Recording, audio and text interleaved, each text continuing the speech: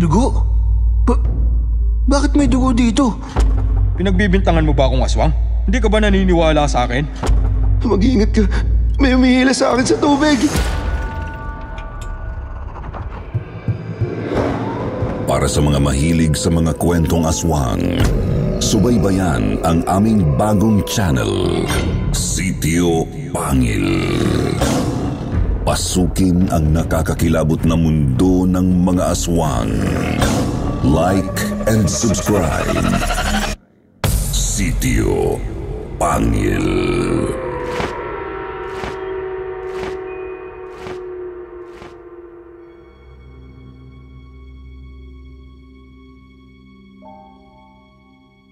Magandang araw, Sir Wilmore. Bagong listener lang ako ng kwentong takip silim. Dahil last year lang ako nagka-interes na makinig ng mga horror stories. Ako po si Emil. April 12, 1952 ako ipinanganak at 72 years old na po ako ngayon at isang biyodo. Kahit matanda na ako, ay malakas pa rin naman ako at matalas ang memorya. Naalala ko yung mga radio drama na pinakikinggan namin ng asawa ko noong nabubuhay pa siya dahil sa kwentong takip silim.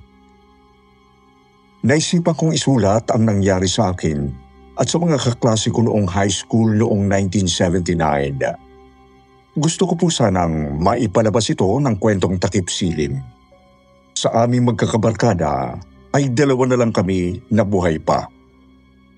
Yung mga kabarkada namin ay namatay na at sana maging daan ang kwentong takip silim para alalahanin sila. Nangyari ito nung naisipan naming mga magbabarkada na magkita-kita. Itago na lang ninyo ang mga kabarkada ko sa mga pangalan na Ryan, Troy, June, Lando, at Alex. Magabinata pa kami noong nangyari. Sina Troy, June at Lando ay nakapagtapos ng kolehiyo samantalang kami ni Ryan at Alex ay hindi nag-college dahil sumabak na kami agad sa pagtatrabaho para makatulong sa aming pamilya. Si Lando ay isang manager ng isang restaurant. Mabait siya at matalino. Si Roy naman ay nag-aaral para maging abogado. Siya ang pinakamayaman sa aming lahat dahil ang pamilya niya ay napakaraming negosyo at pagkakakitaan. Si June naman ay isang doktor. Sa aming magkakabarkada ay siya ang pinakamaalalahanin. Si Ryan naman ay galing sa malayong probinsya nila sa Samar.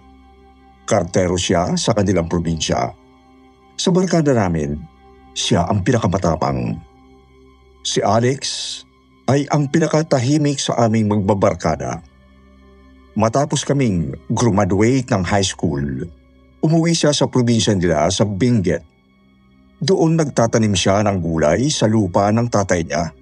Siya ang pinakamapamahiin sa amin. Ako naman noon ay isang security guard lamang at rumaraket sa kung saan-saan. Pito kaming magbabarkada, Sir Wilmore. Nagkita-kita kaming lahat nung dinalaw namin si Peter.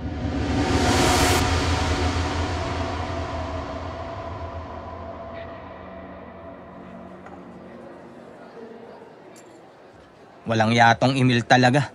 Lagi na lang siyang late. Kanina pa tayo dito, siya na lang ang wala. Para ka naman bago kay Emil.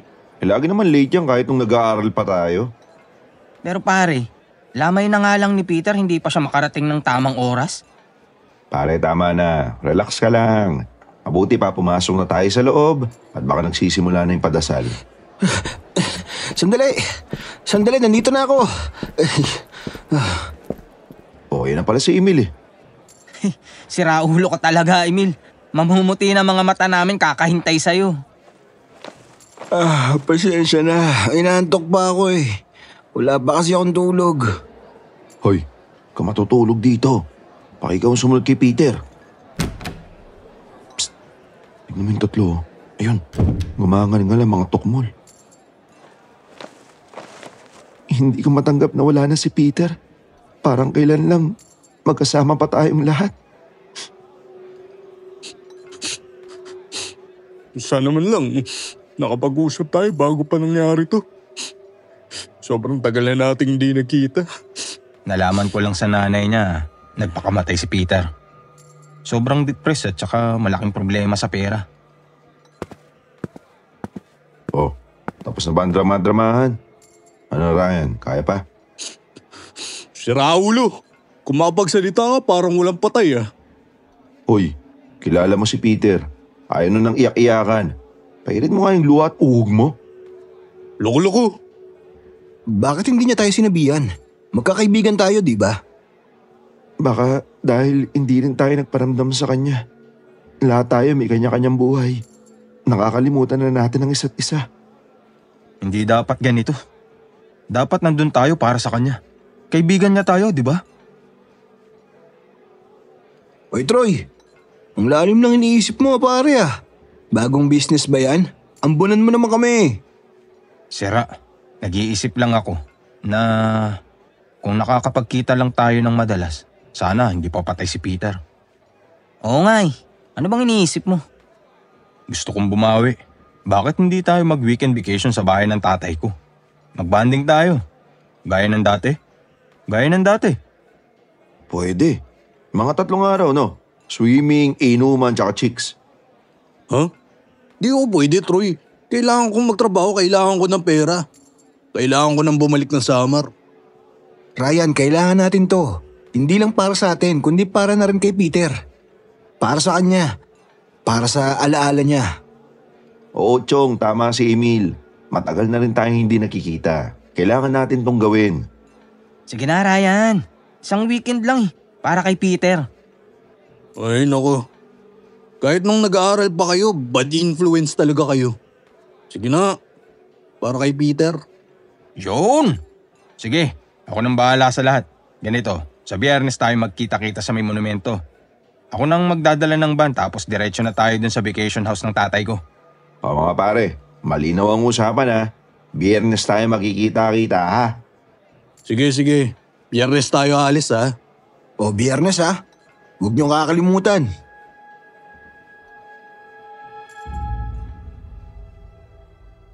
Mayaman si Troy dahil nanggaling siya sa isang pamilya na maraming business. Lagpas pa sa Ilocos ang pinuntahan namin na vacation house ni Troy.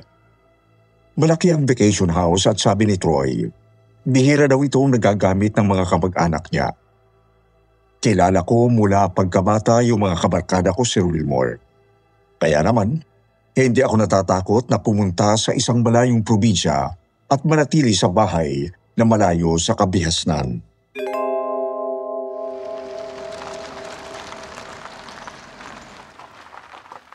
Eto na tayo. Welcome mga pare sa Casa de la Troy. Loko-loko, may nalalaman ka pang Casa de la Troy. Sira ulo ka talaga, John. Lakas mo mambasag ng trip ha. Pero pasok kayo sa loob. Magpahinga muna tayo bago tayo mag-dinner. Ang ganda ng lugar mo, Troy. Tahimik at maganda ang tanawin. Pwede tayong gumawa ng pelikula dito eh. Anong pelikula? X-rated? Madaming chicks dito. Yun! Yun ang habol ko. Kung buhay pa si Peter at kasama natin, malamang iting aso na yun sinabi mong madaming chicks dito. O walang ganyan. Kayo talaga igalang na ninyo yung namatay. Sus, kung napapanood tayo ni Peter sa langit ngayon, sasabihin nun okay lang. Alam mo naman, palabiro yung mokong na yun eh. Kaya hindi natin inakalang depresya. Oh, tama na yan. Ayaw ni Peter ng malungkot na kwento. Sabagay, tama kayo. Naalala ko yung mga outing natin dati. Lagi tayong magkakasama. Ngayon lang tayo nakita-kita ulit eh. Oh, Ryan, parang tahimik ka yata. Iniisip ko lang si Peter. Hindi natin alam ang pinagdadaanan niya. Sana nakapag-usap tayo. Sana nalaman natin na may mabigat pala siyang problema. Tapos na ang lahat. Wala na si Peter. Pero pwede pa nating ayusin ang ngayon. Patatagin natin ang pagsasamahan natin. Para sa atin. Para kay Peter. Simulan natin dito. Huwag na nating uulitin yung pagkakamali natin. Always stay connected mga pare ha. Ang problema ng isa, problema ng lahat.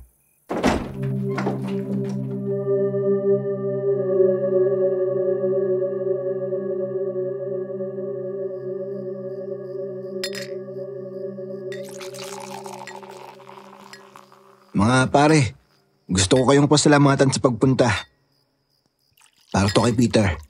At para sa atin. Hindi na natin siya maibabalik pero pwede nating baguhin na ngayon. Iaalay natin ang pagbabago natin kay Peter.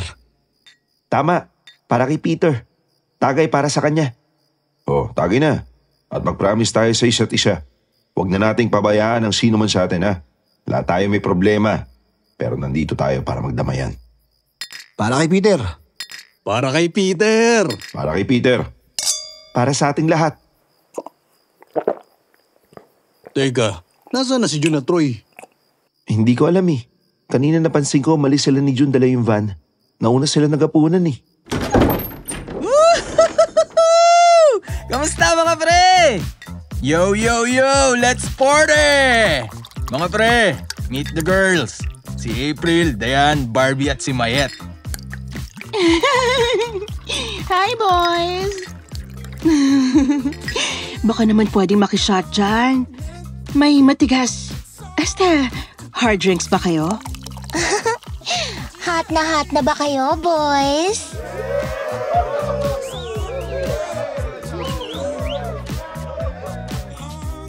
Nagulat ako dahil may dalang radyo si Jun na pumasok at nagpapatugtog ng disco music. Kasama naman ni Troy ang 4 na babae. Mga nakilala daw nila sa bar ang 4 na babae.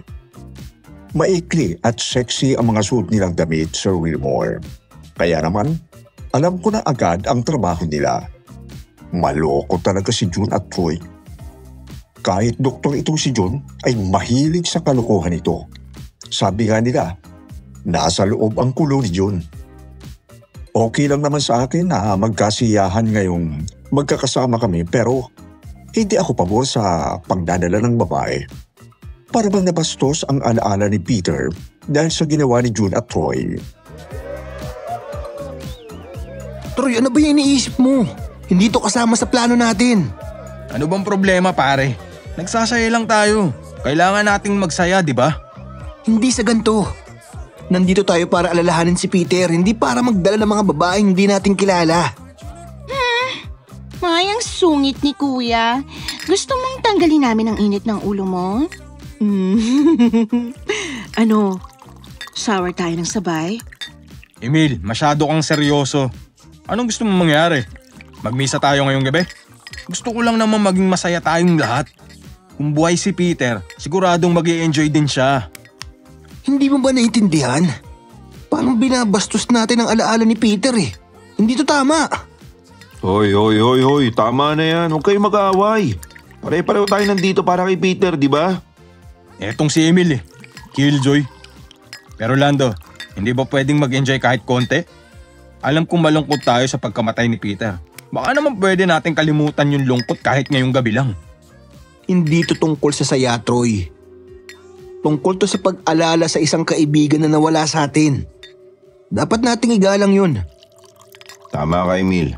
Pero pakinggan mo rin naman si Troy. Naintindihan ko ang punto mo pero wala naman tayong ginagawang masama, di ba? Kaya naman relax ka lang. Pasensya na. Siguro pagod lang ako sa biyahe at... Okay na tayo pare? Pasensya na pare ha.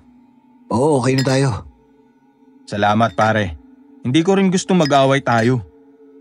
Oh, ano pang hinihintay natin? Party na!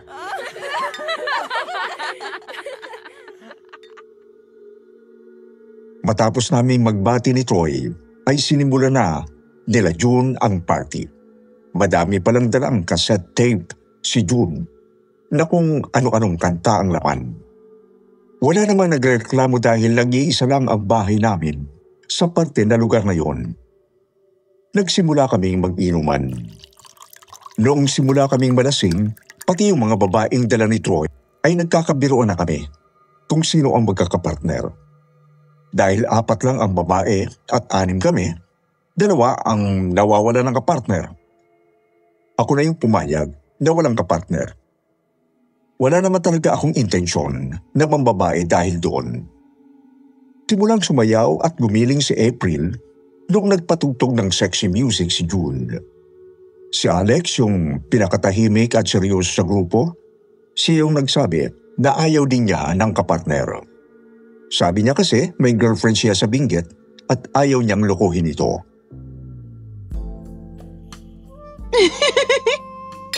Ano, enjoy ba mga boys?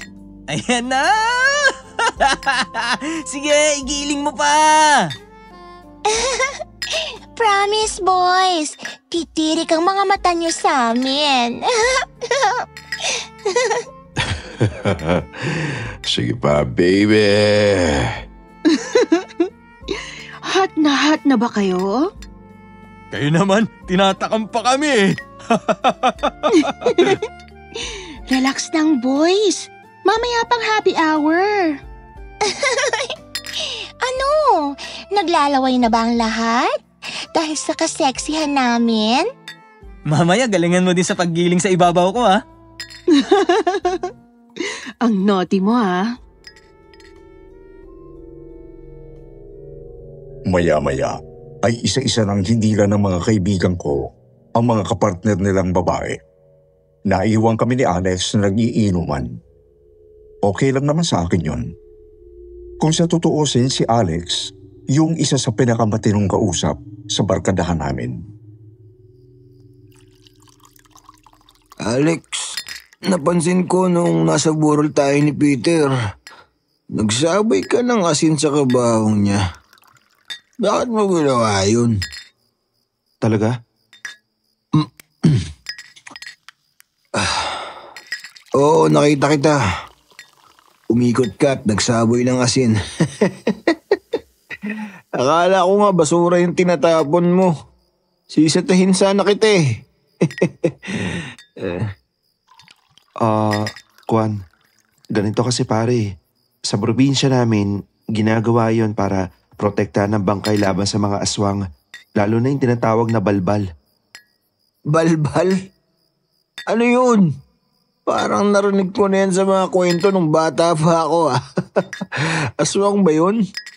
Hindi ba't kwentong pantakot lang yun? Oo, Emil. Ang balbal ay mga aswang na nagaan yung tao pero kumakain ng bangkay.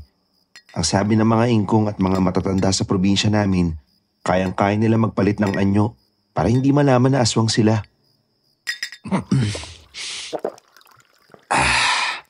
Ano naman ang kinalaman ng asin sa balbal? Yung asin, panlaban yun sa mga aswang. Parang bawang din. Ang mga balbal, pumunta yan sa mga burhol para magnakaw ng bangkay. Yun ang paborito nilang pagkain. Kaya mahalaga ang paglalagay ng asin sa mga taol para hindi sila makalapit. Naku Alex, anong susunod? Toyo? Kalamansi? Ia-adobo mo yung mga balbal? Kabalbalan lang yata yung mga kwento mo na yan. Yan yung mga kwento para takutin ng mga bata. Hindi ako naniniwala sa mga aswang at iba pang balbal na yan, no?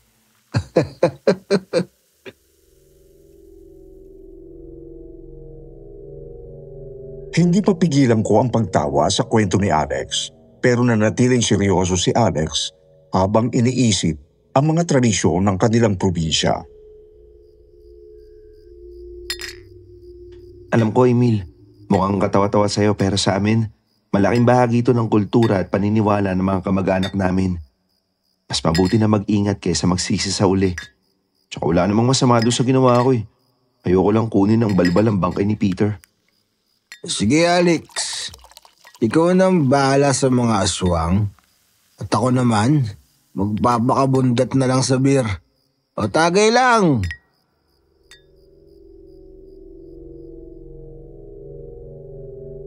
Magdamag kami nagkwentuhan ni Alex tungkol sa aswang at halos umaga na kami nakatulog. Nagising kaming dalawa nang marinig naming nag-aaway si Troy at yung isang babae, si April.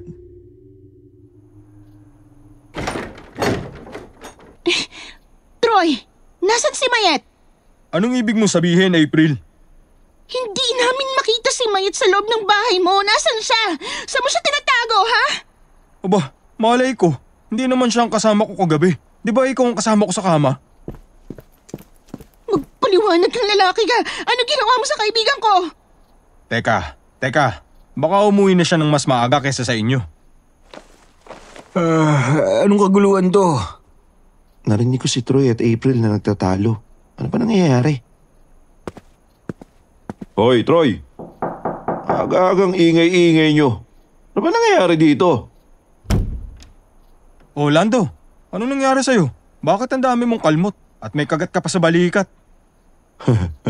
Ito ba? Ang wild ng partner ko sa kama kagabi. Teka. Sino ang kasama mo kagabi? Si Mayet ba? Hindi ko matandaan. Kami nila Ryan at June, nagpalitan kami ng partner pagkatapos ng isang round. Bakit nalaman ng partner ko sa ingay yung dalawa? Si Mayet, hindi namin makita. Nasaan na siya? Anong ginawa niyo sa kanya? Aba malay ko. Tanong natin kina June at Ryan pagising nila. Hoy! Imposibleng hindi mo alam kung sino kasama mo kagabi! Sandali, April. Kami rin ni Dayan. Hindi namin maalala kung sino kasama namin kagabi. Sobrang lasing kasi kami. Ang dami nating nainom na alak eh. Hanggang ngayon masakit pa rin ang ulo ko. Wala, natatakot na ako. Baka may nangyari kay Mayet. Ganito na lang. Ito ang pera. Dagdagan ko pa ang bayad sa inyo para tumahimik na lang tayo. Sigurado akong baka umalis na yung si Mayet nung umaga. Kapag nagising yung dalawang barkada ko, tatanungin namin sila. Walang nagawa yung si April, kundi tanggapin yung pera ni Troy. Matapos makapagkape ay napansin kong napakasakit pa rin ng ulo ko si Wilmore. Kahit nagkape na ako, ay medyo lango pa rin ako sa alak at sobrang tindi ng hangover ko. Gusto kong maligo pero lahat ng banyo ay may tao pa. Medyo naiinip ako kaya naisipan kong maglakad-lakad muna sa labas habang nag-aantay ng pagkakataong kong maligo. Lumabas ako ng back door ng vacation rest house papunta sa malawak na lupain sa likod. Malamig ang simoy ng hangin sa likuran ng vacation rest house. Napapaligiran ng ilang puno ang likuran at may mga maninipis na damo sa paligid.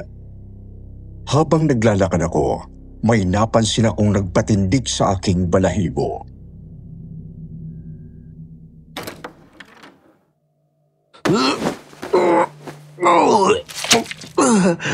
Ano ba't nang nararamdaman ko? Para akong nasusuka. Ano to? Dugo? Bakit may dugo dito? Diyos ko! Piraso ng laman!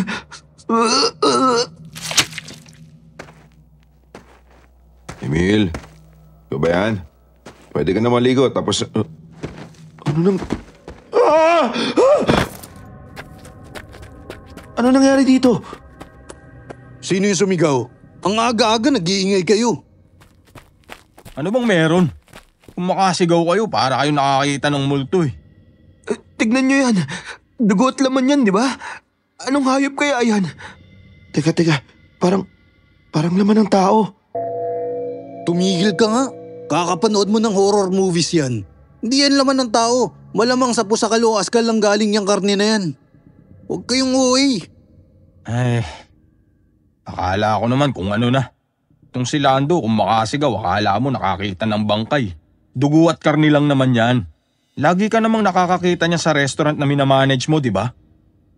Sira, tignan mo naman pulang-pula yung dugo at laman. Sariwang-sariwa. Parang bagong patay lang. Yung nasa restaurant namin nalinis na. Hindi nakakadiri kagaya niyan. Hayaan nyo na. Maliit lang naman yan. Parang kapirasong karni lang eh. Huwag na natin pag-aksaya ng panahon. Oo nga, tama na yan. Nagugutom na nga ako eh. Ano bang almusal? Emil, masama ang kutob ko. Parang may kakaibang nangyayari dito. Anong ibig mo sabihin, Alex? Parang may ibang tao dito sa rest house. Para bang hindi lang tayo ang nandito. Ha? Ano Ano bang ibig mo sabihin? Mula nang dumating tayo dito, tayo ng tayo ang mga balahibo ko sa braso.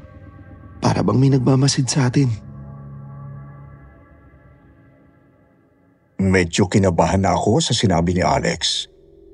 Bihira siyang magsalita at medyo seryoso din siya, Sir Wilmore.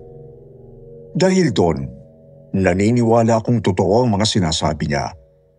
Matapos mag-almusal, dinala kami ni Troy doon sa isang maliit na ilog. Ilang kilometro ang layo sa vacation rest house niya. Napapaligiran ng mga ilang puno ang ilog. Malinis naman ang tubig pero nagtataka ako. Bakit walang ibang naliligo?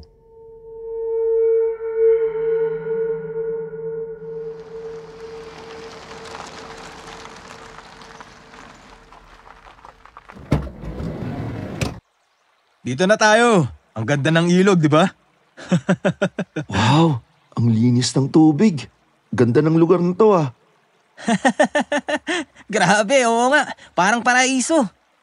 O tara na, maligo na tayo. Sandali.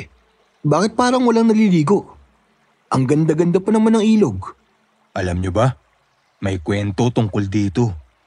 Sabi nila, tuwing may grupo na naliligo dito, may isang nawawala. Nagiging alay daw sa kung ano mang nagtatagong nilalang sa tubig ng ilog. Ha? Ano bang ibig mo sabihin? Loko-loko. Biro lang yung sinabi ko. Kau talaga. Emil, utu-utu ka. Oh, eto. Tugtugan muna para masaya ang swimming. Yan ang gusto ko sa'yo, Jun eh. Dinala mo pala yung cassette player. Oo naman. Makaligo na nga. Ops. Tsaka po bang tayo, Mil? Di ba tayo ang nakatoka na mag-ihaw ng pananghalian? Tatakas ka pa, ha? Akala ko makakalusot eh.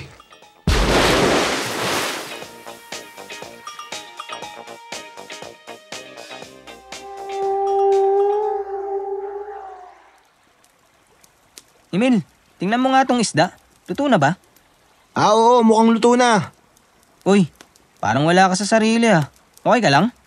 Hindi pa rin ako mapalagay sa sinabi ni Troy kanina. Huwag mo nang isipin yun. Kwento lang yun. Wala namang masamang mangyayari sa atin dito. Tulungan niyo ako! Tulong! Si Alex! Asa si Alex? Ayun! Si Alex! Parang nalulunod! Tara, tulungan natin siya. Tulong, pare! Kapit ka lang sa akin, pare. Lalangoy tayo sa pampang. Lando, mag-iingat ka. May umihila sa akin sa tubig. Bilis! Ilagay natin siya dito sa bato. Ang sakit! Diyos ko! Ang binti niya! Ano nangyari? Ha? Anong nangyari sa binti niya? Aray! Ang binti ko! Ang binti ko! Ba't ganyan ang binti ko? Bakit parang nawala yung laman sa binti niya? Sino may gawa niyan? Dali natin siya sa ospital. Baka maubusan siya ng dugo. Bilis! Kailangan na nating umalis agad!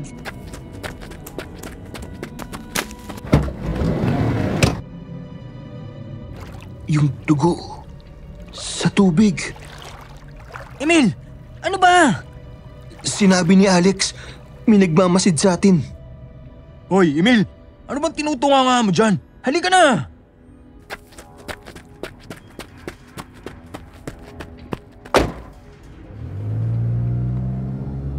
Halos paliparin ni Troy ang van noong daladala namin si June.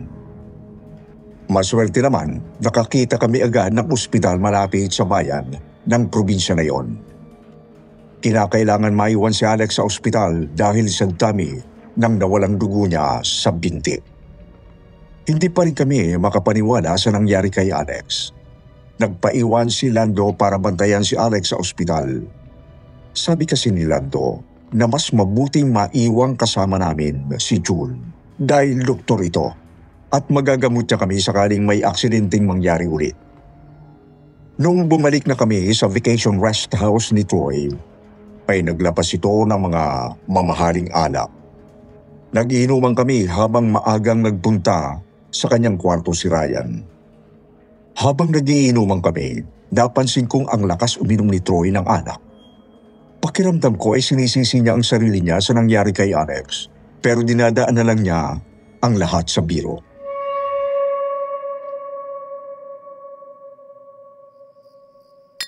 Grabe, hindi ko pa rin matanggap ang nangyari kay Alex. Ang sakit siguro nun, ha? Ay, oo nga. Hanggang ngayon iniisip ko pa rin kung anong klaseng nilalang ang makakakagat ng ganong kalaking parte ng binti ni Alex. Alam niyo naman na baguhang doktor pa lang ako. Pero ako na mismo nagsasabi sa inyo. Kailangan ng matalim na ngipin at malakas na panga na kung ano mang hayop na kumagat sa binti ni Alex. Baka naman aswang yan, Jun. Sobrang seryoso mo naman. Oy, Emil. Parang tahimik ka yata at hindi umiinom. May problema ba? Alam niyo ba, nung burol ni Peter, nakita ko si Alex na nagtatapon ng asin sa paligid ng kabaong ni Peter. Ha? Ano? Bakit niya ginawa yun? Naniniwala si Alex na may balbal sa paligid ng burol ni Peter. Kaya siya nagkakalat ng asin para hindi manakaw ng balbal ang bangkay ng kaibigan natin. Ano ba yung balbal na yan? Sabi ni Alex, ang balbal ay isang uri ng aswang na kayang manggaya ng mukha ng tao. Nagnanakaw to ng bangkay ng mga tao. Kapag nasa paligid to, pinipigilan ng asin ang balbal na makalapit sa bangkay. Asin ang isang panlaban sa balbal, sabi ni Alex.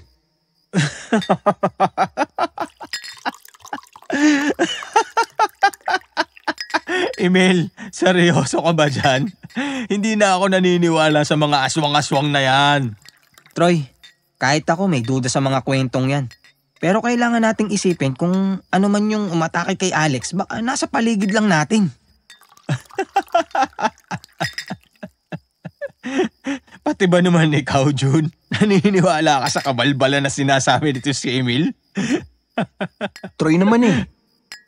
Ay, tama na yung aswang-aswang na yan. Tuloy ang inuman. Cheers! Naglasing kaming tatlo nila Troy at June. Una akong nakatulog sa aming tatlo at hindi ko na alam ang mga sumunod na nangyari. Nasa kasarapan ako ng tulog nang makarinig ako ng isang napakalakas na sigaw.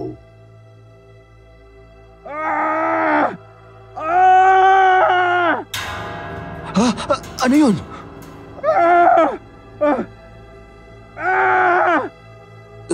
Troy, ikaw ba yan? Nakita kong tulog na tulog pa rin si June dahil sa napakarami niyang ininom. Pinilit ko siyang gisingin pero talagang napakalalim ng tulog niya. Inisip kong puntahan si Ryan sa kanyang kwarto para magpasama pero palakas ng palakas ang sigaw ni Troy. Kaya naman kahit nahihilo at pasuray-suray akong lumakad, ay ako na lang ang pumunta para alamin kung bakit nagsisisigaw si Troy. June! June! June, ano ba? Gumising ka! Hoy, June! Hindi mo ba narinig yung sigaw ni Troy? Hoy, June! Anak nang, gumising ka! Puntahan natin si Troy, baka kung ano na nangyari doon. Ano ba? Kita mong natutulog yung tao eh. 5 minutes pa. Buisit naman. Diyan ka na nga.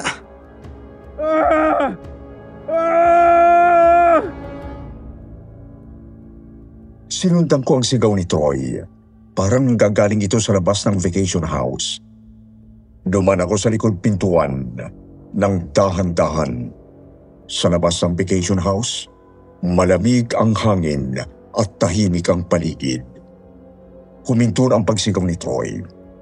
Kaya naman, medyo kinabahan na ako, Sir Wilmore. Napahinto ako. Biglang may narinig akong mga yabag sa lamuhan. Nagulat ako nang makita kong palapit si Troy. Hingal na hingal at tila ba namumutla sa takot. Anak ng pating! Troy! Ano nangyari sa'yo? Bakit ka ganyan? Bakit ang dami mong dugo sa balikat? Emil, tulungan mo ako. Nakikita ko ang malaking sugat sa kaliwang balikat ni Troy. Parang kinagat ng mapagis na hayop at tinanggalan ng laman. Tanggal ang pagkalasing ko, Sir Wilmore. Para akong nagpunta sa isang zombie movie nang makita ko ang malaking uka sa balikat ng kaibigan ko. Emil, tulungan mo ako. Diyos ko po, tinamaan ng lintik. Ano yung nangyari sa balikat mo? Ang laki ng sugat mo. May malaking halimaw dito, Emil. Ano? Halimaw? Saan? Nasaan? Lalong tumindi ang takot sa mukha ni Troy. Hindi siya makapagsalita agad. Nanginginig ang kanyang mga labi at tumutulo ang pawis sa kanyang noo. Nagpunta ako sa puno sa labas ng vacation house. Magpapahangin dahil nasusuka ako. Tapos naiihi na ako. Kaya umihi ako doon sa may puno. Nung biglang may humablot sa akin mula sa likod. Isang malaking itim at mabalahibong halimaw. Kinagat niya ang balikat ko. Kailangan natin pumasok sa loob at humingi ng tulong. Hindi natin alam kung nandyan pa ang nilalang na yan. Kitang-kita ko ang takot at pangamba sa mukha ni Troy habang patuloy siyang nagkikwento. Panay naman ang lingon ko sa paligid habang inaakay ko si Troy papasok sa vacation house. Tagaktak ang pawis ko habang tumitingin sa madilim na paligid. Takot ako na baka may halimaw na handa ng dambahin kami. Nakahinga ako ng maluwag nang makapasok na kami sa vacation house at kinandado ko ang pinto. Anong nangyari dun sa halimaw? Nakakita ako ng bato sa lupa at pinukpok ko sa ulo yung halimaw. Tumakbo ako ng mabilis pero nasulyapan ko siya. May itim na balahibo siya sa buong katawan. Mahaba ang mga braso niya kaysa sa normal na tao. At nakakatakot ng nguso niya. May ngusong parang aso na punong-puno ng matatalim ng ngipin. Anak ng... Troy! Basang-basa na ang t-shirt mo ng dugo. Matutuluyan ka kapag naubusan ka ng dugo. Huwag ka na muna magsalita. Iuupo kita. Tapos maghahanap ako ng pwedeng ipantapal dyan sa sugat mo. Salamat, pare. Huwag ka mag-alala, Troy. Gagawin kong lahat para matulungan ka. Magpahinga ka muna dito. Dadalhin ko din dito si June at Ryan. Tumakbo ako sa kusina para maghanap ng towel. Naghahanap ako ng pangunang lunas para sa sugat ni Troy. Gulong-gulo ang isip ko noon, Sir Wilmore. Kailangan malaman namin kung ano ang nilalang na yon at kung papaano kami makaliligtas. Alam kong bagsak si June sa sobrang kalasingan at tulog na tulog siya pero kailangan na kailangan ni Troy ng doktor. Agad kong binuksan ang ref at kumuha ng isang pitsil na may malamig na tubig.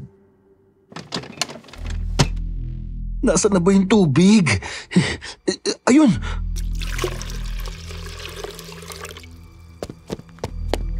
June! June, gising! June! Ano? Ano ba, Emil? Ba't mo ako binuhusan ng malamig na tubig? Ano ba nangyari?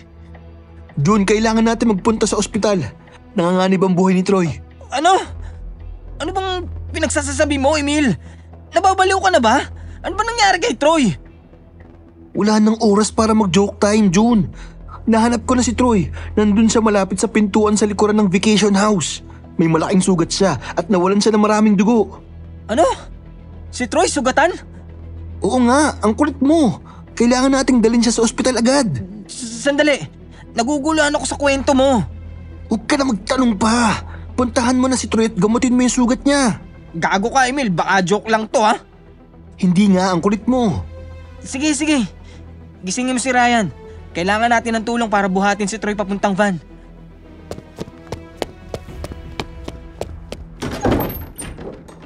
Gising na, Ryan. Gising, hoy. Gising. Anak nang, ba't ba ang dilim dito? Nanlaki ang mga mata ko, Sir Wilmore, nung binuksan ko ang ilaw. Nakita kong nakaubad si Ryan at walang t-shirt. Pero ang mas nakakatakot, May bahid siya ng dugo sa kanyang dibdib. Tumayo ang balahibo ko sa aking nakita, pero hindi ko ito pinahalata kay Ryan.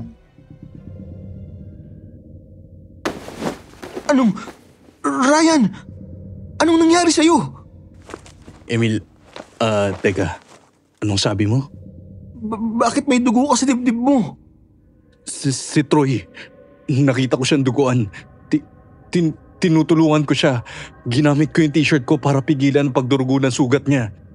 Bumalik lang ako dito para kumuha ng bagong damit. Ganun ba? Oo. Kailangan dalhin natin si Troy sa ospital. Baka maubusan siya ng dugo. Sige, puntahan mo na si June at si Troy. Ayusin ko na yung van. Kailangan natin madala si Troy sa ospital. Halos magkandara pa ako sa pagtakbo palabas ng vacation house papunta sa van ni Troy. Nakakabwisit dahil kung ano-ano ang tumatakbo sa isip ko noong mga oras na yon, Sir Wilmore. Nangangamba ko doon sa sinasabing halimaw ni Troy. Tapos naalala ko pa yung kwento ni Alex tungkol doon sa aswang na balbal. Namutla ako at nanigas na parang bato noong makalabas ako sa pintuan ng vacation house. Para ako nakakita ng multo at hindi ko maipaliwanag ang nakikita ko.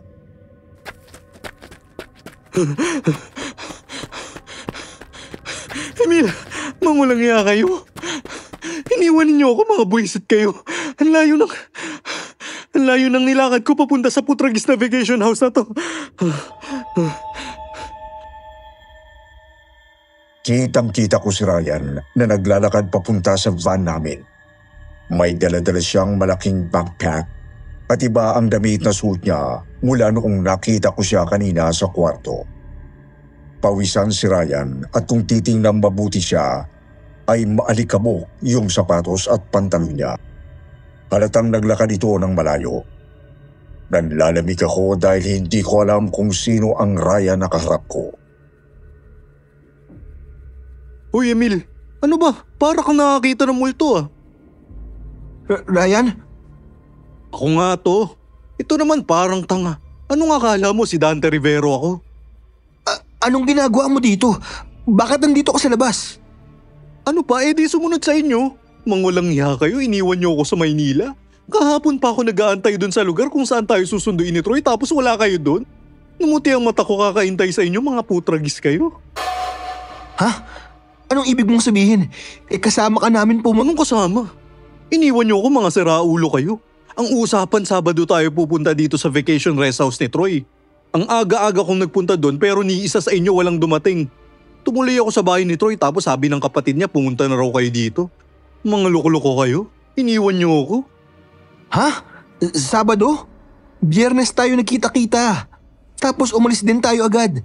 Isang araw na tayo nandito sa vacation house. Teka, naguguluhan ako.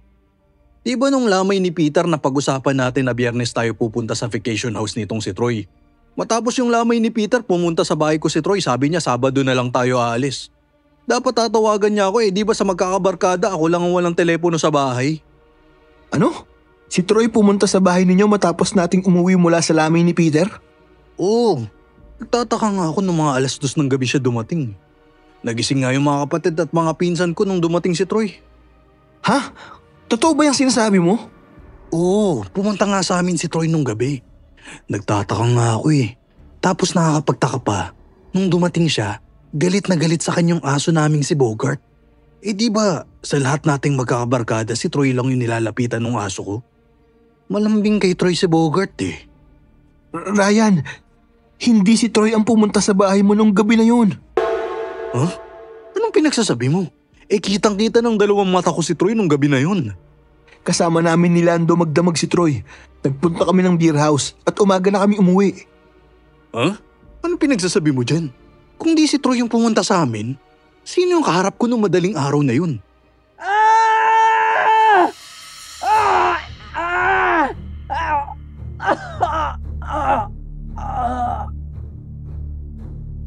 Hindi ko maipaliwanag kay Ryan ang lahat. Pero ang alam ko, 2 ang Ryan na kasama ko. Ang isa ay kasama ko sa labas ng vacation house at ang isa ay kasama ni Troy at June sa loob. Naalala ko yung kwento ni Alex na may kakayahan ang mga balbal na magpalit ng anyo. Isa sa 2 Ryan na kasama ko ay isang aswang. Nung narinig namin ni Ryan ang sigaw ni June, ay kumaripas kami ng takbo papunta sa loob ng vacation house. Patay ang ilaw at walang kuryente sa loob.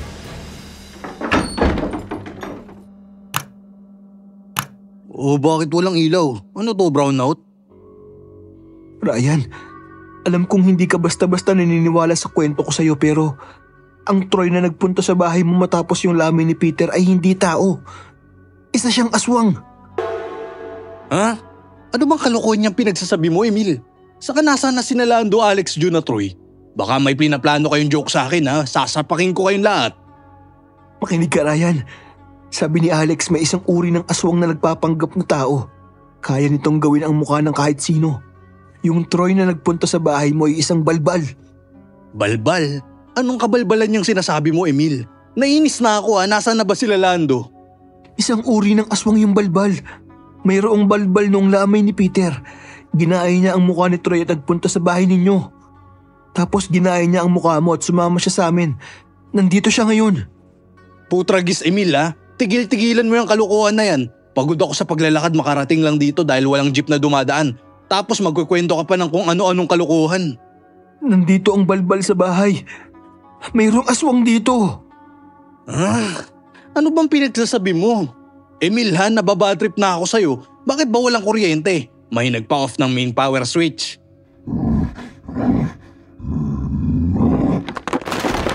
Ryan, narinig mo ba yun? Nandito pa rin sa loob ng bahay yung balbal.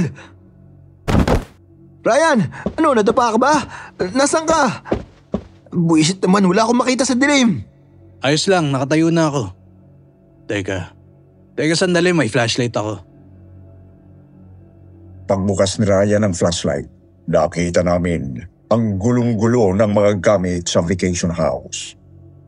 Tumindig ang balahibo ko nang makita ko may mga bahid dugo sa pader.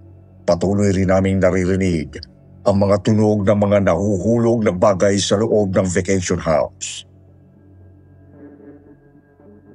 Ryan, sigurado kung yung aswang ang may gawa niyan.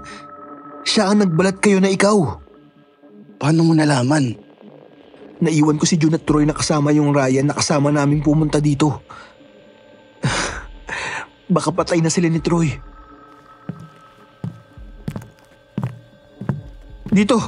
Dito ko iniwan si Troy, pero... Bakit may dugo rito? Emil, nasan si Troy?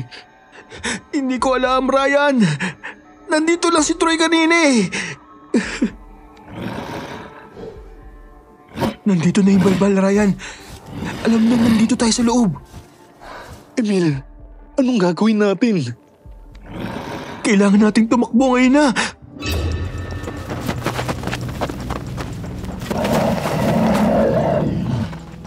Tumakbo kami ni Ryan paalis sa kwarto kung saan ko iniwan si Troy. Puminto kami nang mawala ang pag-ungol ng aswang na balbal. Napansin kong nasa sala na kami ng vacation house. Doon kung saan kami nag-inuman nila Troy at June. Tumintig ang balahibo ko nang marinig ang mahinang ungol ng aswang na balbal. Papalapit na ito sa amin ni Ryan. Sa wakas, gamit ang liwanag ng flashlight, nakita na rin namin ni Ryan ang halimaw na umatake kina June at Troy. Nasindak ako dahil kagaya noong sinabi ni Troy. Ganun nga ang aswang nakaharap namin ni Ryan.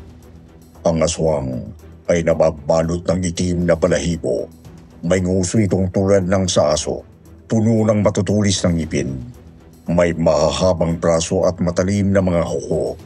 Dahan-dahan itong lumapit sa amin ni Ryan. Nangangalit ito at nanlilisik ang mga mata. Ryan, ano yan? Ang laki niya! Ayun na ang aswang. Emil, humanda ka. Dahan-dahang lumapit ang aswang. Ang kanyang mga mata ay nagliliyap sa dilim. Pulang-pula ang mga mata nito sa Wilmore. Naglalaway din ito na parang gutom na gutom na. Ryan! Gagawin na niya! Aatake na siya! Akong bahala. Agad na kinuha ni Ryan ang kanyang 38 caliber revolver na baril at pinaputukan ang aswang. Tinamaan ito sa balikat at nangalit sa sakit itong tumakbo palayo.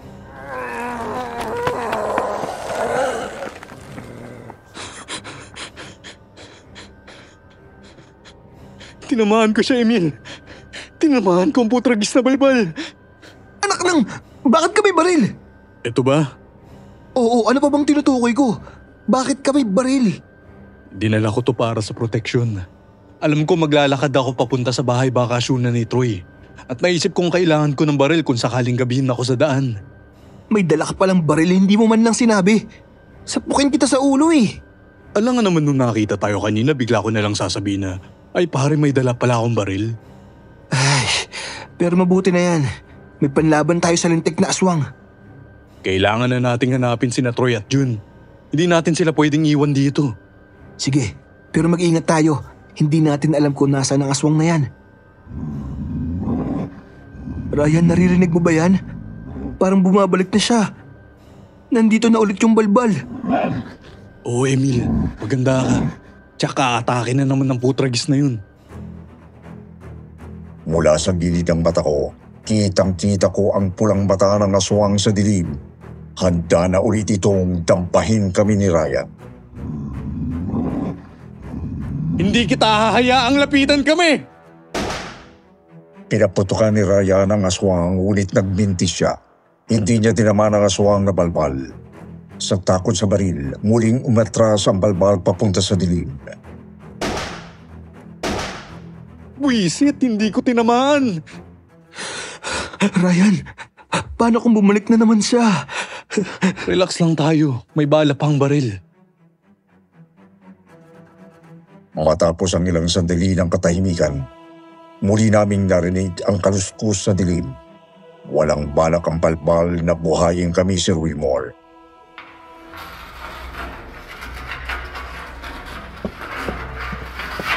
Emil, naririnig mo ba yan?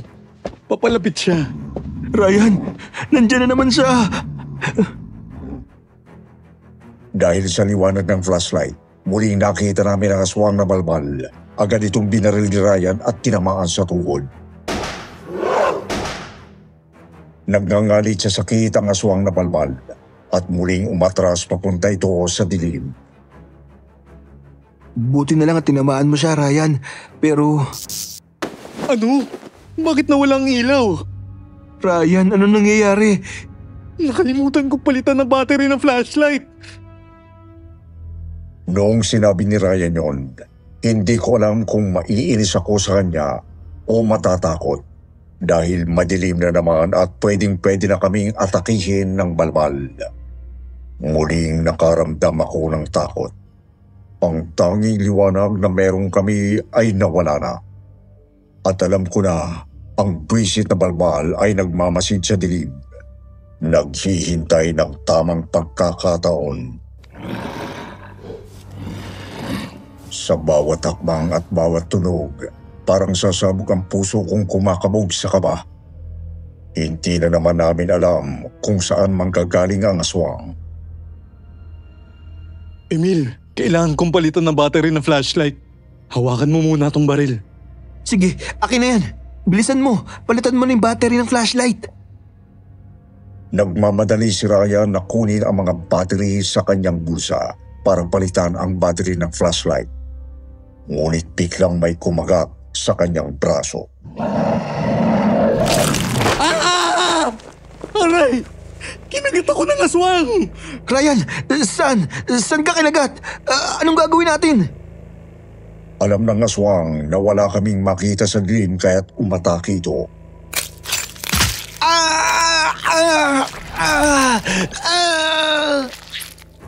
Ramdam na ramdam ko, Sir Wilmore, ang pagdurugo ng sugat ko sa binti. Nilaslas ito ng aswang. Mababaw lang ang sugat pero napakasakit. Bago pa makakilos si Ryan. Buwisit na aswang! Ang likod ko! Emil, yung likod ko dumudugo! Ang daming dugo! Nilaslas ng aswang ang likuran ni Ryan. Nasalat ko ang sugat niya sa likod. Napakaraming dugo ang bumulwak. Kapag wala kaming ginawa, mapapatay kami ng aswang na balbal. Emil, hindi ko na kaya. Ryan, wala na tayong pag-asa.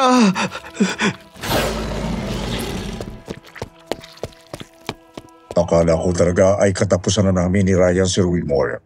Pero nakita ko ang liwanag mula sa mas malaking flashlight. Ryan, tignan mo! May ilaw! Sino yan? Troy? Si June ang may hawak ng flashlight, Sir Wilmore. Buhay si June, pero malubha ang kanyang mga sugat. Puro kalmot si June sa mga braso at binti. Punit din ang t-shirt niya at duguan ang mga braso. Matapang siyang nakatayo at tinutok ang liwanag sa aswang. Dahil sa flashlight ni June, nakita na namin kung saan nagtatago ang aswang na balbal. Nagkatinginan kaming magkaibigan, Sir Wilmore.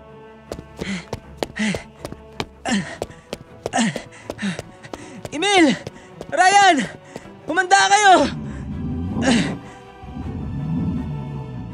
Biglang sinabuya ni June ng asinang aswang na balbal. Nagngangalit itong nagkikisay sa sakit habang nasusunog ang kanyang balat. Ryan! Barilin mo na! Ngayon na! Agad kinuha ni Ryan ang baril at ginamit ang natitirang bala upang barilin ang aswang na balbal.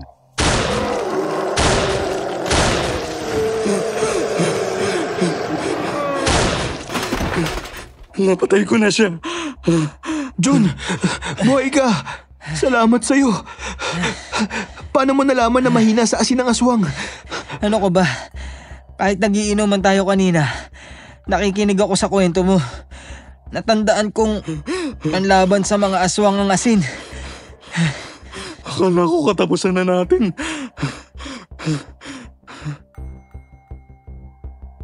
Kwento ni June na noong lumabas ako sa vacation house, ay bigla na lang nawala ng kuryente ang buong bahay. Naramdaman niya may biglang kumalmot sa kanya sa gitna ng dilim.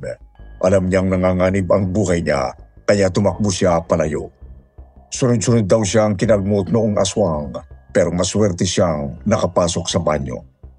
Kinandado niya ang banyo at nagkulong sa loob. Nung narinig daw ng aswang na papasok na kami ni Ryan sa vacation house, iniwan na si June ng aswang. Kwento ko kay June ang lahat na nangyari habang inaayos ni Ryan ang main power switch ng vacation house. Noong nagkaroon na ng ilaw, nakita namin na wala na ang katawan ng aswang na balbal. Kinabahan kaming tatlo pero bigla naming naalala si Troy. Sinundan namin ang bahid ng mga dugo at nakita namin na papasok ito sa kwarto ko sa baba. Binuksan namin ang pinto at nakita namin si Troy na walang malay. Tuwang-tuwa kami dahil buhay pa si Troy, pero kinakabahan kami ni Ryan na baka balbal ang nakita namin ni Troy. Tinakbo namin ni Troy sa ospital kung saan naandun din sina Lando at Alex. Nagising si Troy matapos ang 2 araw. Kwento sa amin ni Troy ang nangyari.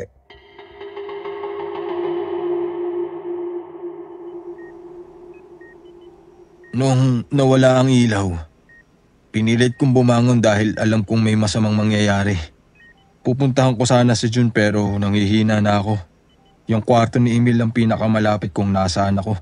Kaya naman doon ako nagtago. Patawad June kung di kita natulungan. Wala yun pare. Alam kong wala ka ring magagawa ng oras na yun dahil sa kondisyon mo. Ang mahalaga ay buhay ka. Grabe. Hindi ko inaakalang magiging bangungot yung pagbabakasyon natin Pero Emil, paano natin masisiguro na yung Troy na yan ang totoong Troy at hindi ang balbal? Ano? Pinagbibintangan mo ba akong aswang? Hindi ka ba naniniwala sa akin? Nawala yung bangkay na aswang na balbal nung nagkailaw na. Hindi natin sigurado kung patay na nga yun. Paano kung ikaw yung balbal? Paano kung talagang patay na yung totoong Troy at nagpapanggap ka lang bilang siya? O ba't siraulo ka? Ano bang gusto mong mangyari? Patunayan kung ako talaga si Troy? Sandali, Ryan. Huwag ka magbibintang. Pigilan niyo ako, sasapakin ko yung raya na yan. Relax. Si Troy talaga yan. Alex, magaling ka na. Mukhang maayos na ang sugat sa binti mo ah. Oo, okay na ako. Sigurado din ako si Troy nga yan. Kasi nung natutulog siya at wala kayo dito, binudburan ko siya ng asin.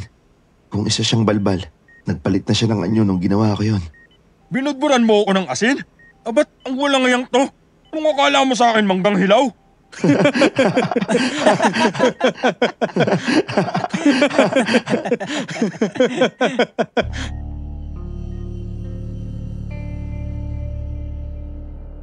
Napakatinding pangungut ang nangyari sa aming magbabarkada noon, Sir Wilmore. Naniniwala din kami na yung aswang na balbal na nagpanggap na si Ryan ang dahilan kung bakit biglang nawala yung isang bar girl na dinala ni Troy. Hindi namin alam kung buhay pa ito o napatay siya nung aswang na balbal. Lumipas ang panahon at magkakabarkada pa rin kami, Sir Wilmore. Hindi namin malilimutan yung nangyari sa amin sa vacation house ni Troy. Madalas nga namin pag-usapan yon kapag nagkikita-kita at nag-iinuman kami. Sinubukan namin ikwento yung nangyari sa ibang tao, pero sinabihan lang kaming mga baliw at inimbento lang ang kwento.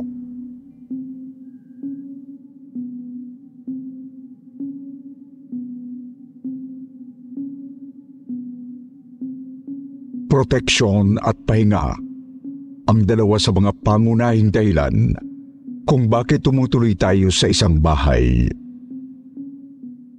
Subalit may mga pagkakataong din ang tinitirhan natin mismo ang nagpaparanas sa atin ng mga hindi pangkaraniwang lagim.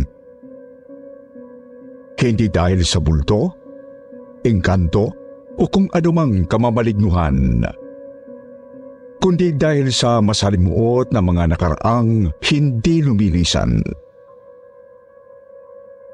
Sa episode natin ngayong araw, pakinggan natin ang nakakagimbal na karanasan ng ating letter sender na si Lydia ng Quezon Province. Tungayan natin kung papaano ginampala ng madilim na mga alaala ang tinirhan niyang apartment unit, ang kanyang buhay. Kaya naman, ihanda niyo na ang inyong mga sarili para sa isa na namang madilim na episode ng Kwentong Takip Silim.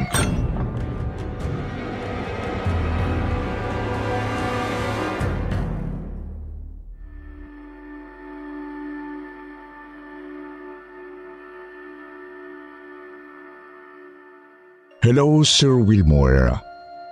Magandang araw po sa inyo. Pati na rin po sa lahat ng mga listeners ng Kwentong Takip Silim. Ako po si Lydia ng Quezon Province. Nagtatrabaho bilang isang accountant na naka-work from home setup. Pero dati po talaga ako nagtatrabaho sa isang bangko noong dalaga pa ako. Sa katunayan, nangyari po itong ikwekwento ko sa inyo nang magtrabaho ako dyan sa may Mandaluyong. 2016 po ito nangyari. 28 years old pa lang po ako noon. Nangupahan ako sa isang apartment kasi nga taga-probinsya ako at nasa NCR ang pinapasukan ko. Ang hindi ko alam, may napakadilim na sekreto palang itinatago ang apartment unit na nakuha ko.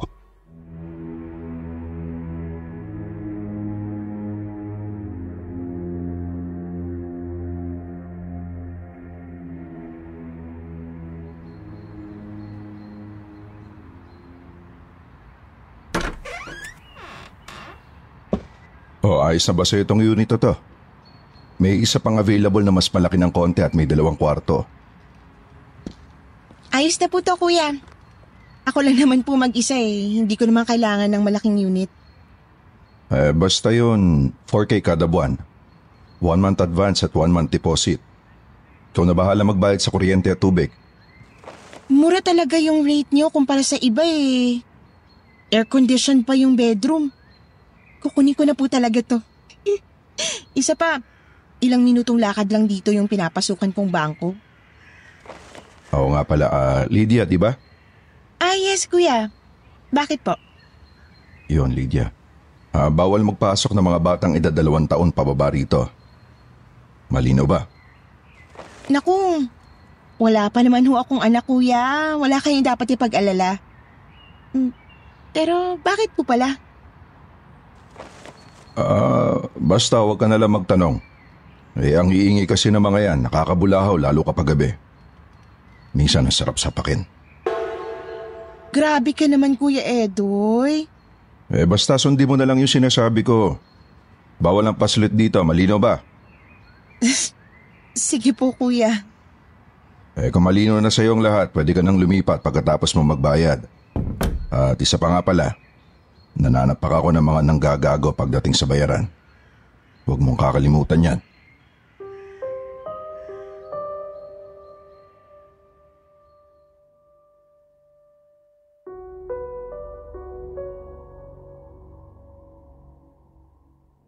Sa totoo lang, medyo nakakatakot ang itsura ng caretaker ng apartment na si Kuya Edoy Sir Wilmore. Tadya ko, siguro nasa 40s or early 50s na ito. Kalbo, malaki ang katawan, at napakaraming tattoo. Tipikal na itsura ng isang siga. Napakatalas pa kung makatingin at napakabagsik kung magsalita. Kaya talagang kakabahan ka sa presensya niya. Sadyang mura lang talaga ang upa sa apartment unit na binabantayan niya. At pabor naman sa akin ang location. Kaya kinuha ko pa rin. Nagtanong-tanong din ako sa mga tindahan malapit sa apartment para makasiguro.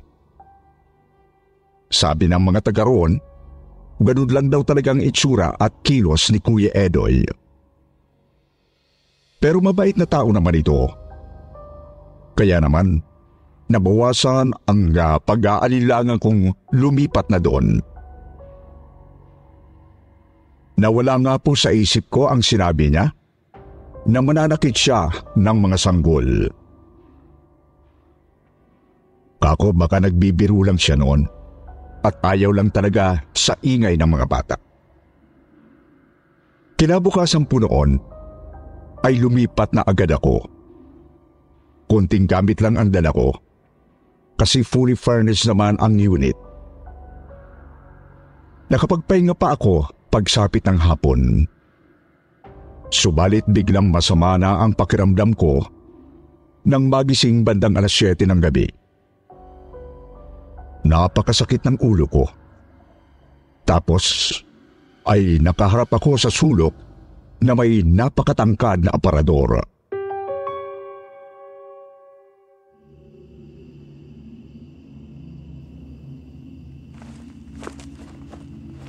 Aray, ba't pa sumakit ng gantong ulo ko? Tapos napakabigat pa ng pakiramdam ko. Okay naman kanina yung pakiramdam ko bago matulog ah. Aray ko. Ay, makalabas nga muna.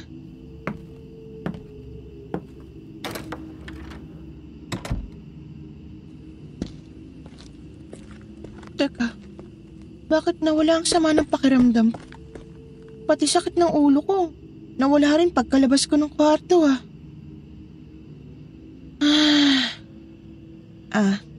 Namamahay lang siguro ako. Ay, makahanap na nga muna ng makakainan sa labas. Gutom na ako. Kuya Edoy?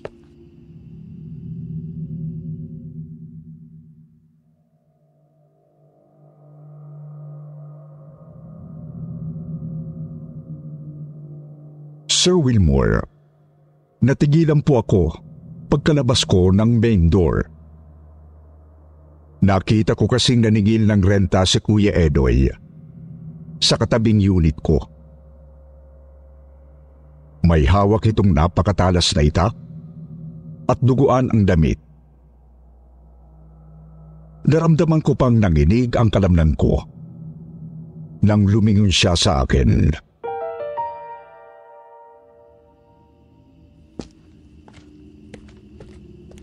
Oh, may problema ba, Lydia? Kuya, bakit po duguan niyang damit niyo? May dala pa kayong itak? Eto ba? Wala pa ba nakakapagsabi sa'yo? Isa talaga akong tindero ng karne sa palengke. Nagmamatada rin ng baka at baboy.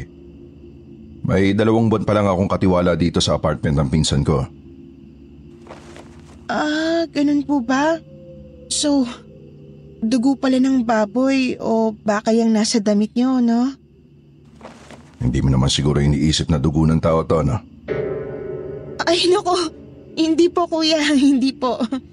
Mabuti kung ganon. O siya, mauna na ako. Sige po, kuya. Lalabas lang din muna ako para maghanap ng makakainan. May masarap na karinderya sa may 2 kanto mula rito. Pwede ka doon. Tsaka, mag-iingat ka na rin. Gabi na eh.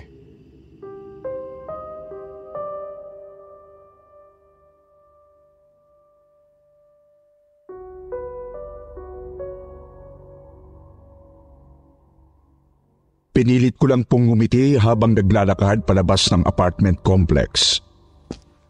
Kahit kinikilabutan na talaga ako. Pinilit ko ring isantabi ang masamang pakiramdam habang kumakain sa karinderyang itinuro sa akin ni Kuya Edoy. Bagay na nagawa ko naman, Sir Wilmore. Subalit, nang pumasok ako ulit sa kwarto sa unit ko, naramdaman ko na naman ang mabigat at malamig na hangin.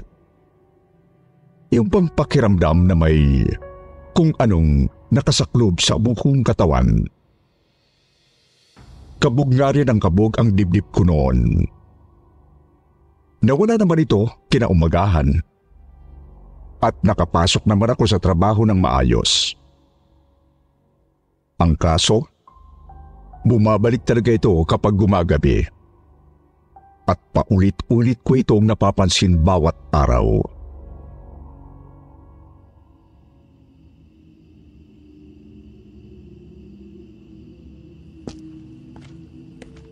Hi, kuya. Good evening po. Oh, Lydia, anong atin? May itatanong lang po sana ako. Kuya, bakit pakiramdam ko may kakaiba dun sa bedroom ng unit ko? Anong klaseng kakaiba? Hindi ko rin po maintindihan eh. Pero kapag gabi na, palaging sumasamang pakiramdam ko dun. Parang ang bigat ng hangin. Tapos iba yung lamig. Nako, wala akong alam dyan. Yun nga, 2 buwan pa lang ako rito. Basta, huwag ka lang magpapapasok ng sanggol dito.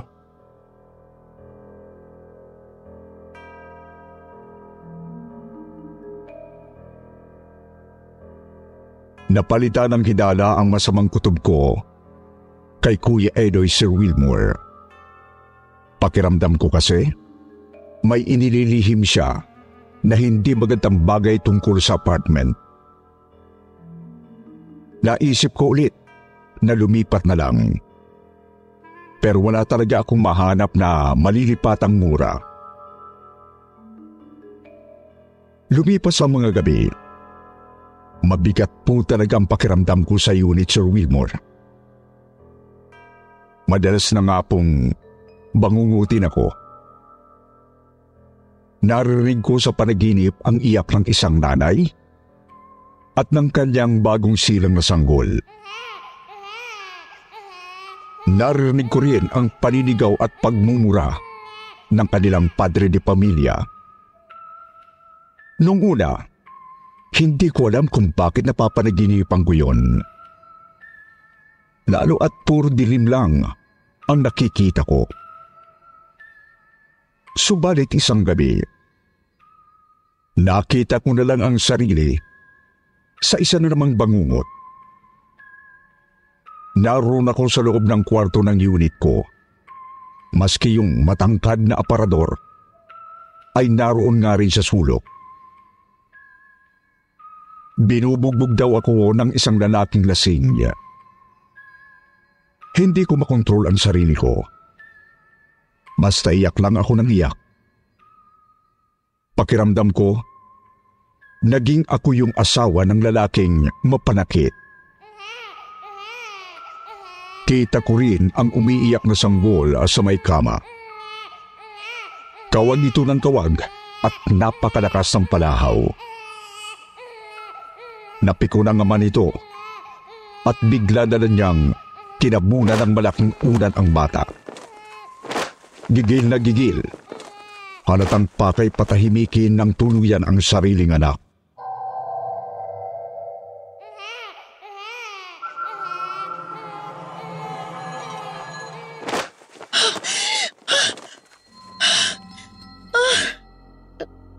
Panaginip? Anong klaseng bangungot yun? Diyos ko. Parang totoo. Parang totoo talaga eh. Tsaka, dito nangyari sa kwarto ko mismo. Ano kayang ibig sabihin nun?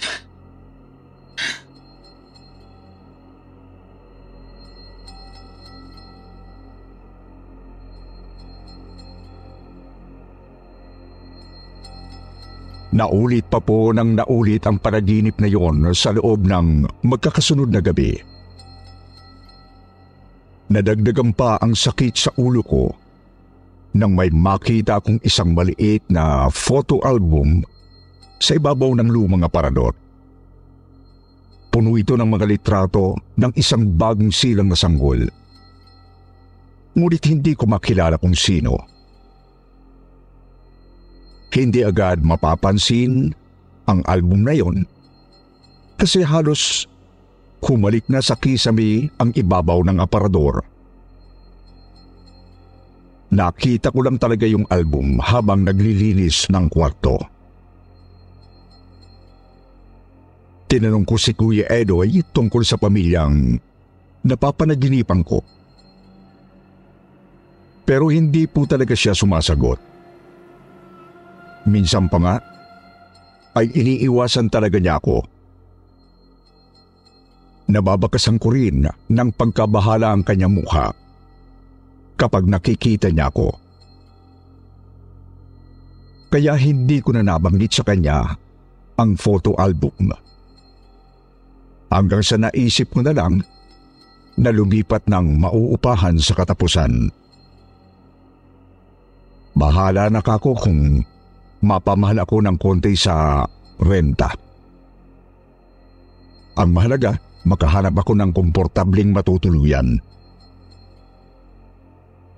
Subalit isang linggo bago pa man umalis ay bigla akong nagkaroon ng bisita sa unit ko.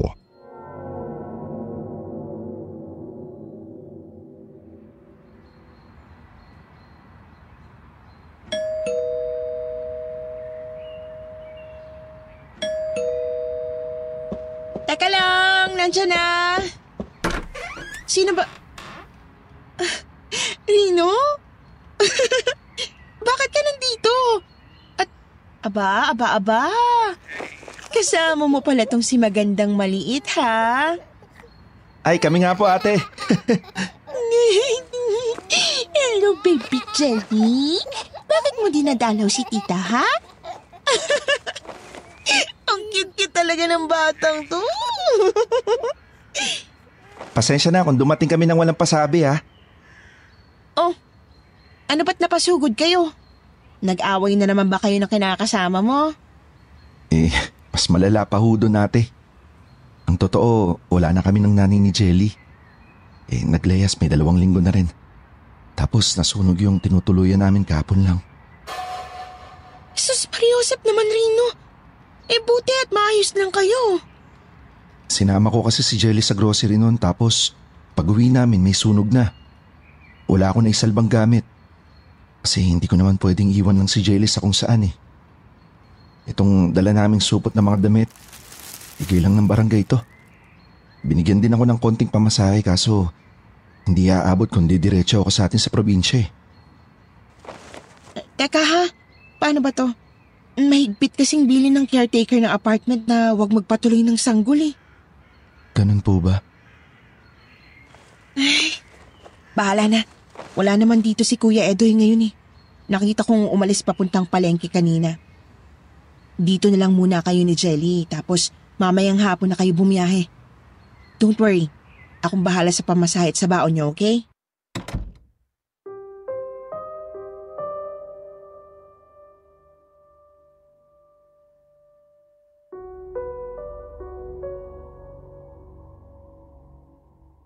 Pinapasok ko nga ang bunso kong kapatid at ang pamangking kong 6 months old noon, Sir Wilmore. Hindi ako gaanong nag-alala kasi wala naman si Kuya Edoy. Hindi rin naman maingay na bata si Jelly. Palangiti kasi ito at bihira lang umiyak ng malakas. Tuwang-tuwa rin naman ako kasi miss na miss ko na rin ang pamangkin ko. Pinagpahinga ko nga po sila noong umagang yon. Tapos binusog ng masarap na pagkain meron ako. Si Jelly gustong-gusto ang saging na lakatan at binilahan ko na rin ng baby food sa may tindahan. Pagsapit ng 4:00 ng hapon, naghahanda na sana sila para umalis nang biglang umulan ng malakas. Tipo ang ulang alam kong hindi talaga titila kaagad.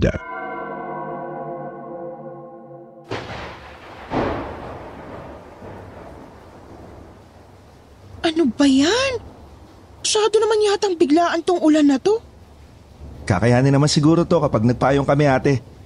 Baka kasi malaman ng Kuya Edoy na nandito si Jelly. Baka mapagalitan ka pa. Ay hindi. Di bali nang mapagsabihan ako. Wag lang maulan na at magkasakit tong si Liit. Mamaya na lang kayo bumiyahe o bukas na lang ng umaga.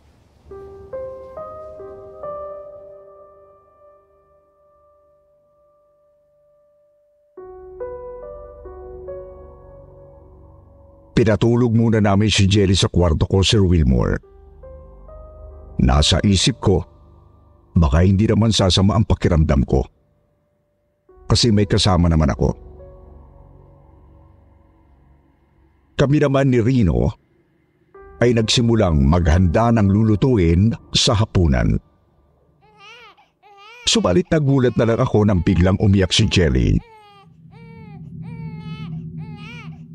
Binitiwan ko muna ang hihiwaing gulay at dali-daling pumunta sa kwarto. Doon din po ay nanlamig ako kasi sumalubong na naman sa akin ang napakabigat na hangin. Natigilan ako kasi pakiramdam ko talaga ay umiihip ang hangin mula sa loob. Natauhan lang ako nang marinig ko na naman ang iyak ng pamangking ko. Tiningnan ko si Jelly at nakitang nagkakawag ito sa ibabaw ng kama. Nahalata ko ring hindi ito makaiyak o makahinga ng maayos. Animoy may tumatabon sa kanyang mukha. Ang malala pa, bahagyaring nangungulay ube ang kanyang mga labi at balat. Lalapit na sana ako nang humiyaw na naman si Jelly ng napakalakas. Tapos ay tumigil ulit na parang natabunan naman ng makapal na hangin.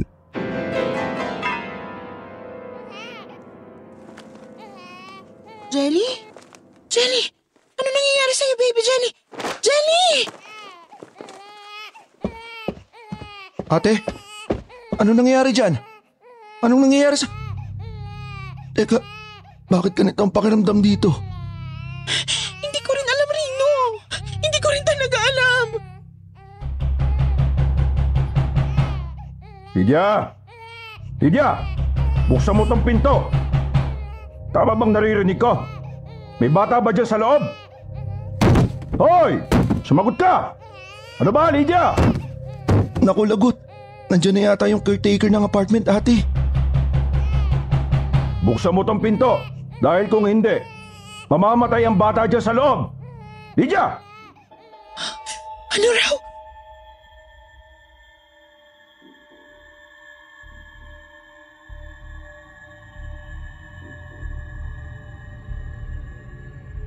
Wala akong ibang narinig, kundi iyak ni Jenny at pangangalampag ni Kuya Edoy.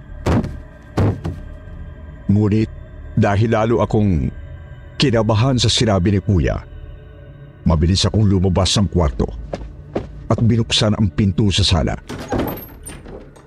Walang sali-salita ramang pumasok ang lalaki sa unit ko. Natigilan pa nga ako kasi napakaputla nito at halatang sobrang nanginginig sa kaba. Walang ano-ano'y dumiretso siya sa kwarto ko. Agad kinuha si Jelly at saka kumaripas palabas ng unit. Mabilis naman kaming sumunod ni Rino dahil sa takot na kung ano pa ang gawin ni Kuya Edoy sa bata. Nabutan na lang namin siya doon sa harap na mismong unit ng kanyang tinutuluyan.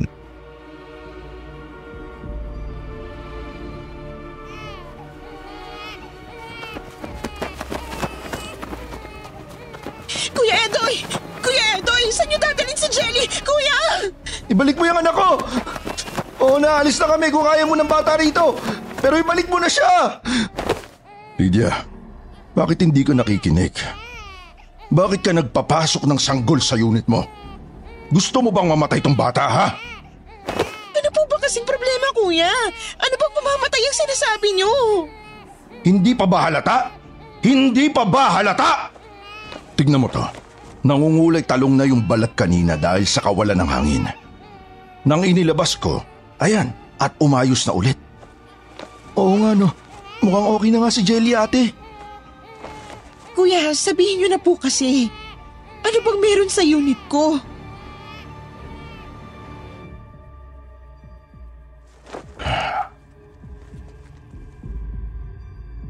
Sa totoo lang, hindi ko rin talaga sigurado, Lydia. Hindi sinabi sa akin ng pinsan ko may-ari ng apartment na to eh. Ang alam ko lang, lahat ng mga batang edad 1 pababa sa unit na yon namamatay. Kung ganun, hindi totoong ayaw niyo sa mga bata? Oo. Sino ba naman kasing makakatiis sa mga anghel na to, di ba? Tignan mo yan, oh. Ang tamis-tamis pa ng ngiti sa akin. Kahit di naman ako kilala. Naalala ko tuloy yung mga apo ko. Ayoko lang talaga silang mapahamak. Kuya, sana sinabi niyo na lang sa akin nung una pa lang. Kapag sinabi ko dati pa lang, maniniwala ka ba? O siya, dito muna kayo sa tinutuluyan ko. Pasensya na kung hindi pa ako nakakapaglinas, ha? Basta ang mahalaga, ligtas ang bata rito.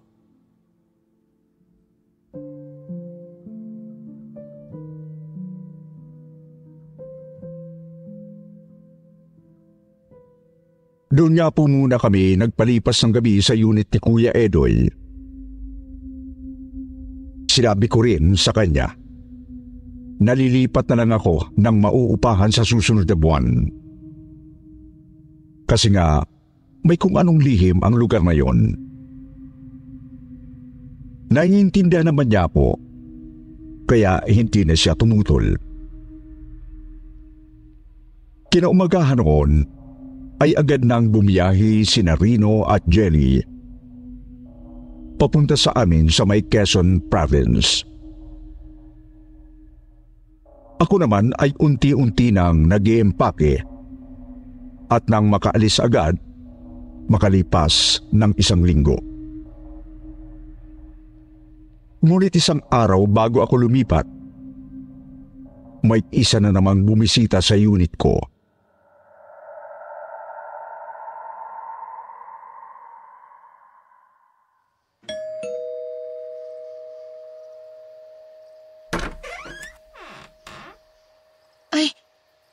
Hi po, ma'am. Sino po sila? Kumusta, Iha? Ako nga pala si Perlita. Ako ang dating nangupahan sa unit na ito noong nakaraang taon. Hello po, Ma'am Perlita. Ano pong sadya nyo? May kukunin lang sana akong naiwan namin eh. May nakita ka bang album dito sa loob ng unit? Album yun ng apo ko. Baka sakali lang na nandito pa yon. Opo, ma'am. Meron nga po. Maupo ho muna kayo sa loob at kukunin ko. Nako, Iha, wag na. Dito na lang ako maghihintay sa labas. Hindi na ako papasok sa unit na yan kahit kailan. Po? May problema po ba? May madilim na presensya ang kwarto sa unit na ito. At ang presensyang yan, ang pumatay sa apo ko. Alam niyo po ba kung ano yung presensyang yun? Multo po ba yun o ano? Hindi. Walang multo. Sadyang nag-uumapaw lang sa negatibong enerhiya ang kwartong yan sa loob. Dahil yun sa malagim na sinapit nung unang umupa dyan. Mahigit 1 dekada nang nagdaan. Unang umupa? Sila po ba yung... Ang pamilyang nagpapakita sa bangungot. Napakalagim ng sinapit ng mag-inang yun sa kamay ng kanilang padre de pamilya mismo. Kaya may napakadilim na enerhiya sa kwarto ng unit. Enerhiyang hindi kinakaya ng mga bagong silang na sangkol. Ay, Diyos ko. Kung ganun, yun ang dahilan kung bakit nagkaganon si Jenny.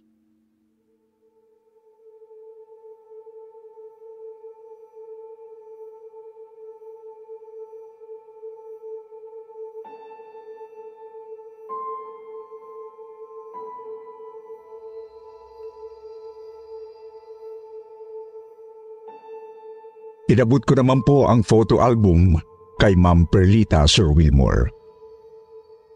Pagkatapos noon, ay agad na rin siyang umalis. Tinapos ko naman ang pag-iimpake at saka nagpaalam na kay Kuya Edoy kinabukasan. Simula po noon, ay wala na akong naging balita sa apartment na yon. Ngunit maayos naman ang buhay ko sa nilipatan ko. Bagamat mas mahal nga lang ang renta kumpara sa nauna. At noon niyang mag-pandemic, ay umuwi na rin ako sa probinsya. Tapos, dito na ako nagtatrabaho bilang online accountant. Hanggang dito na lang po ang kwento ko, Sir Wilmore. Pero bago ko tapusin, may gusto lang sana akong itanong sa inyo at sa mga listeners. Posible ba yon?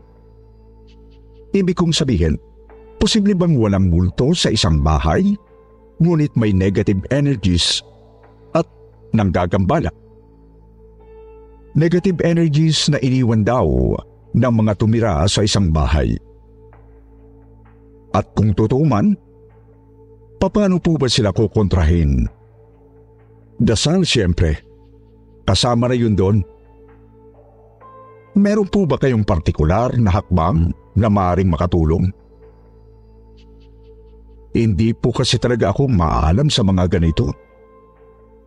Kaya minabuti ko nang magtanong. Iwan nyo na lang po ang inyong mga opinyon at sagot sa comment section. Babasahin ko po yan. Nang sa gayon ay alam ko na kung anong gagawin kapag napunta uli ako sa ganong bahay. Maraming salamat po.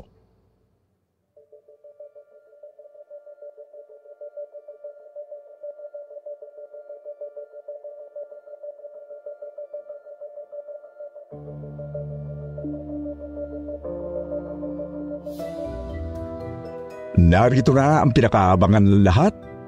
Dumako tayo sa paborito nating shoutout portion.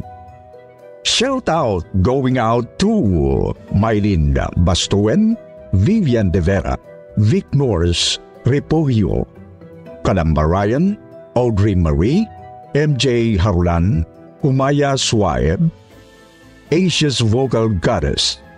At magbabasa naman tayo ng pinakamagandang comment galing kay Kate Scantry at ONN. Sabi ni Kate, "Good evening ka Katie. Nakabang mula dito sa Kuwait. Sana ma-shoutout na po ako. Dito sa nakaka-addict na pinakikinggan namin na horror story. At ang galing ng mga narrator dito sa kwentong takip silim. God bless you all." Sabi din ni ONN sa kwentong Pamilyang Baliw, "Kakalungkot naman ang kwento na ito. Alam nating mali yung ginawa niyang pagsanla ng kaluluwa niya. Pero di natin masisisi yung sobrang sama ng loob niya. Kaya talagang kasalanan to ng kabit. Sa mga hindi nabanggit, sa susunod na lang po, huwag niyo pong kalilimutan mag-reply sa ating shoutout box na nasa comment section para ma-shoutout ang pangalan ninyo. Mula po sa bumubuo ng kwentong takip silim at sityo bangungot, ito ang inyong lingkod, Sir Wilmore Plopino. Nagpapasalamat.